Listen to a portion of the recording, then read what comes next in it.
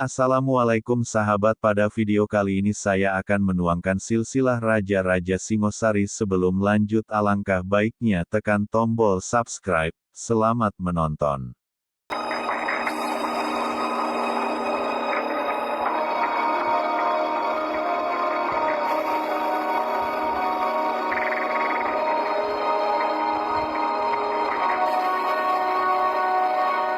Silsilah Raja Kerajaan Singasari menurut Kitab Pararaton.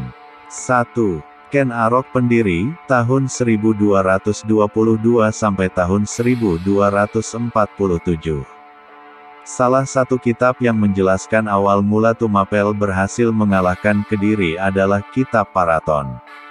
Dalam kitab ini dijelaskan bahwa posisi Ken Arok adalah pengawal, namun dia membunuh Tunggul Ametung kemudian memperistri Ken Dedes yang saat itu sedang mengandung. Anak Ken Dedes dengan Tunggul Ametung kemudian lahir dan diberi nama Anusapati. 2. Anusapati tahun 1247 sampai tahun 1249. Raja selanjutnya dalam sejarah kerajaan Singasari adalah Anusapati. Dikisahkan bahwa Anusapati membunuh Ken Arok untuk membalaskan dendam atas kematian Tunggul Ametung. Masa pemerintahan Anusapati hanya berjalan selama 3 tahun. Masa pemerintahannya berakhir pada tahun 1249 karena beliau wafat dibunuh oleh Tohjaya.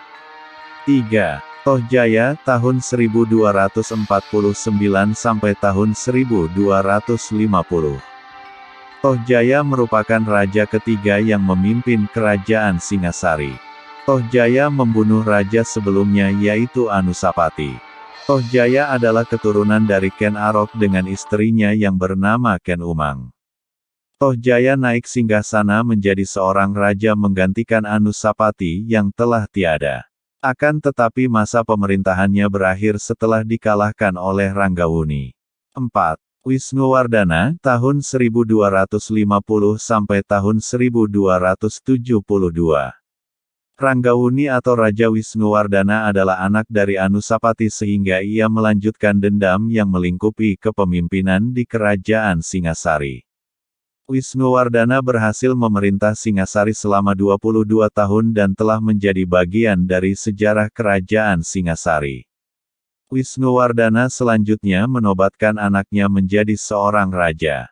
5. Kertanegara, tahun 1272 sampai tahun 1292. Raja terakhir kerajaan Singhasari adalah Raja Kertanegara. Kertanegara adalah anak dari Wisnuwardana atau Ranggawuni. Ia merupakan putra mahkota sehingga Wisnuwardana memberikan tahtanya. Kertanegara menjadi raja yang mampu membawa kerajaan Singasari semakin maju dan berkembang. Wilayah kerajaan Singasari semakin luas.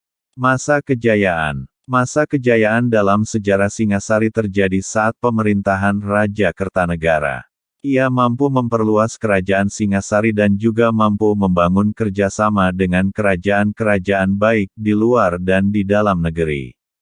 Saat itu juga agama Hindu dan Buddha sedang sangat berkembang dan pada masa pemerintahannya kedua agama ini hidup berdampingan dengan tenang. Peninggalan Kerajaan Singasari. 1. Candi Singhasari. Kerajaan Singasari runtuh setelah wafatnya Kertanegara karena adanya serangan pasukan Jayakatwang Kediri.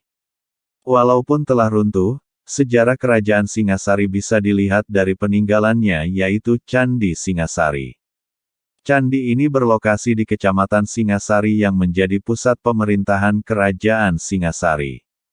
2. Candi Kidal. Candi Kidal adalah candi yang dibangun sebagai penghormatan atas jasa besar Raja Anusapati. Candi ini lokasinya berada di tengah halaman dan bercorak Hindu. Dulunya ruangan candi merupakan tempat arca Siwa, namun saat ini arca tersebut telah disimpan di Royal Tropical Institute Belanda. Lokasinya berada di lereng barat Gunung Tengger. 3. Candi Jago. Peninggalan sejarah Singasari yang selanjutnya adalah Candi Jago. Candi ini dibangun pada abad ke-13 yang memiliki arti keagungan. Candi ini dibangun atas perintah Raja Kertanegara sebagai bentuk penghormatan Raja Wisnuwardana. Candi ini memiliki keterkaitan dengan Candi Singhasari dilihat dari pahatan Padma atau teratai.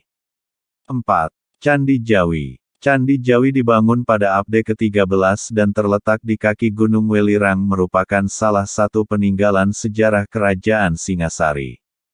Candi Jawi merupakan tempat pendarmaan raja terakhir Singhasari yaitu Kertanegara. Candi ini mulanya didirikan untuk tempat peribadatan yang dibangun atas perintah Kertanegara. Masih banyak peninggalan dari Kerajaan Singhasari. Walaupun pemerintahannya telah berakhir, semua peninggalannya akan tetap menjadi bukti masa kejayaannya di masa lalu yang cukup berpengaruh. Sejarah adalah bagian dari kebudayaan bangsa dan segala peninggalannya sudah seharusnya kita rawat dengan baik.